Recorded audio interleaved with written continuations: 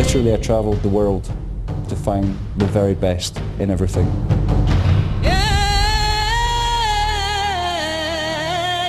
Beau's won Red Dot Design Awards. In fact, he won 4 in 1 year. I was in a different world. I was in the world of this piece and the architecture and everything else, so that was my other reality.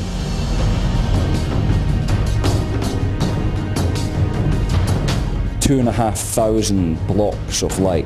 I wanted to be able to control each one of those blocks individually.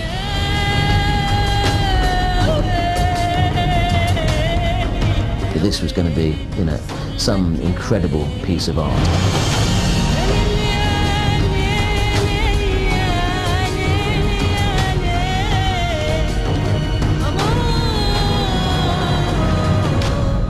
It was a big challenge.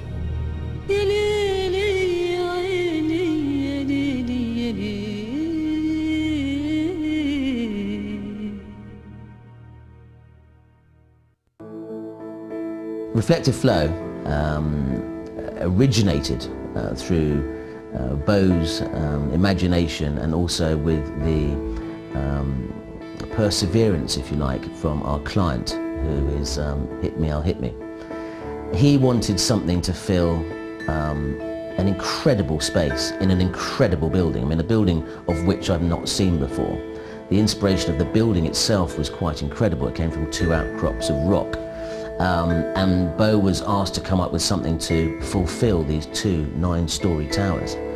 So from the very beginning, having seen the building at its early stages, it was a job of proportions for which we had never even looked at before. And whilst it didn't start out to be the most, the structure, this enormous structure, having seen the numbers and working out the space and the spheres that needed to be filled, it soon became apparent that this was going to be, some incredible piece of art. When we had to have something that was going to work, the form had to work first within the building. But we didn't just want form for the sake of form. We wanted some form that was going to work, and then we really wanted our piece to look like it'd been like the building had been designed around this piece, or the piece had been designed around. It had to be something that looked like it had always been designed there from the start. Once we had the form, it was then, okay, what can we do with this? How can we take this to the next level? How can we really do something very, very special with this? We didn't just want to make something that was going to hang there. So, I mean, maybe the only way I can describe this is it's a little bit like putting, to find the right team, it's a little bit like putting a jazz band together. You're all good players, you all know all the notes, we all know all the scales. We wanted to take it to another level, we wanted to find some new, pitch. So then the research started. It was like, okay, where can we build this? How can we build this? What's available? What materials are available in the world? Who can I get involved? Who wants to come on board? I mean, one of the big challenges we had was to develop an LED system. Now, when I first started to work on this, to actually bring all how I said before, I wanted to have every single light controllable with an address, so I could control the colour of that individual piece. A few years ago I met some guys from this crazy outfit in Montreal. This is a team of developers that made the huge LED screen for the U2 concert, the Vertical concert, a lot of Madonnas, so they're used to working with crazy artists. But we wanted to take it a step further. One, I wanted to have this so we could plug and play. So basically I have the same 4 cables that go into this one, go into the next one, and they can all be, popped together, so if ever we have a problem, we can take them out and replace the LED. Also, I wanted them to put in because we have so many of these items throughout the whole thing, if there was a problem with one, I wanted it to tell us. I wanted to have a little chip in the back here to send me an email or a text message to say, listen, okay, I'm LED 2742 on the West Arm, and I'm not producing enough lead. Please come and change me. There were so many things along the way that could have stopped the project. I think when you're on the cutting edge, when you're trying to do something new, you're always sitting on that knife edge of complete failure. It can go That's kind of the nature of the game, you know. It's either going to work or it's not going to work. My intention, nor the intention of Mr.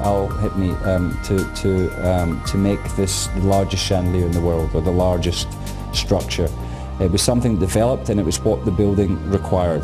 The scale and everything else, if we put anything else in that was smaller, it wouldn't have worked, this type of form. So it's an honour for us to have the largest chandelier in the world, and I'm sure my PR company will love it and they'll get a hold of it, but for me it wasn't the most important thing. It's very nice, I mean it's great because everybody involved, you know, it becomes something else, but it was definitely not the way we started out to build this. It's now starting to sink in. I mean, I was standing underneath, the team had all left, we'd fitted everything, we'd been there working for a month, there'd been teams around, you know, and I was there on my own. I went in one night and I'm standing underneath this thing, and it's larger than life. It's kind of hard for me to accept it's really there. I'm still living this kind of dream sort of scenario. But underneath it, it has its own presence. I mean, we've all helped, we've all added a little bit, but it's a little bit like we're somehow the catalyst in this process, and all the energy from all the teams involved and everything else, because we pushed everybody. It wasn't just a challenge for me. Every single team that was on board were pushed to the limits, and these are some of the best teams in the world.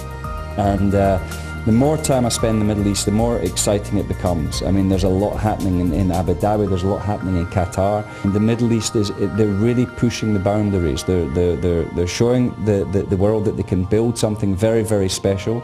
But they're still, the thing I like about the Middle East is that they're still very much, their culture is still very, very important, which I think is very important to keep. It's very important to keep a hold of your identity.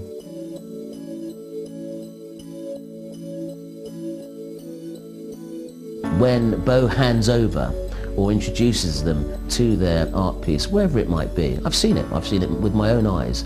You know, it's wow. It's, you know, we've had text in the middle of the night saying, you know, I'm looking at the piece that you've created, and it's brought tears to my eyes, and I just want to tell you that. What is a piece of art or a design worth? With Beau, it's priceless, because it can never be created again. It will never be created again, and therefore you have a masterpiece every time. I think the one thing, we're in quite a good position now, because we can pick and choose the projects, and it's a little bit, when you get involved in a project like this, it's a huge sacrifice. So I think that's the future for us, is this, you know, is making the right decisions now. I mean, at the end of the day, as with any business, if you deliver and your client is happy that you've delivered what you promised, and they're happy with the price that they've paid, then they're going to refer you. I mean, art is like that, and Beau is increasingly, and not just in the Middle East, I might add. I mean, in Europe he already had it. I mean, he is very well known in Southern Europe, massively well known, also in parts of the UK, also in Canada. The Middle East is a new one. I think we've hit the home run, if you like, there, and we're looking at Asia. We've got 3 or 4 projects we're working on in Asia. So look, the future's great. Every single person, every single team, every single, you know, everybody involved with this, even down to the local crews that we hired there, the Indian workers that came to work with us, every single person was affected by this project in a good way.